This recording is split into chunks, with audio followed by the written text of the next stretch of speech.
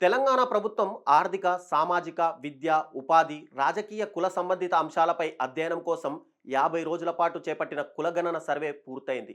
రాష్ట్ర వ్యాప్తంగా 1,12,15,000 కుటుంబాలను కులగణన కమిటీ సర్వే చేసింది. రాష్ట్ర ప్రభుత్వం తలపెట్టిన సంక్షేమ పథకాల అమలులో ఏ కులం జనాభా ఎంత ఉందనేది తెలియక ఇబ్బందిగా మారడంతో ఇకపై ఆ ఇబ్బంది ఉండదని ప్రభుత్వం చెబుతుంది. కులగణన సర్వే కోసం రాష్ట్ర ప్రభుత్వం 96.9% మందిని ప్రశ్నించింది.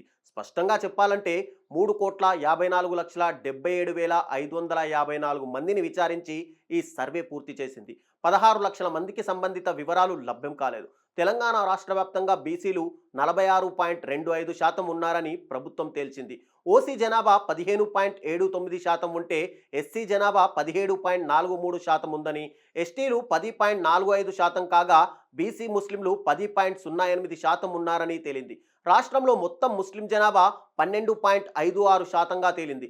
రేపు జరిగే తెలంగాణ కేబినెట్ భేటీలో కులగణన సర్వేను ఆమోదించి అనంతరం జరిగే ప్రత్యేక అసెంబ్లీ సమావేశాల్లో ప్రవేశపెట్టనున్నారు. మరోవైపు జస్టిస్ షమీం అఖ్తర్ నేతృత్వంలోని న్యాయ కమిషన్ చేపట్టిన ఎస్సీ ఉపకులాల వర్గీకరణ రిపోర్ట్ కూడా రేపే అసెంబ్లీలో ప్రవేశపెట్టనున్నారు.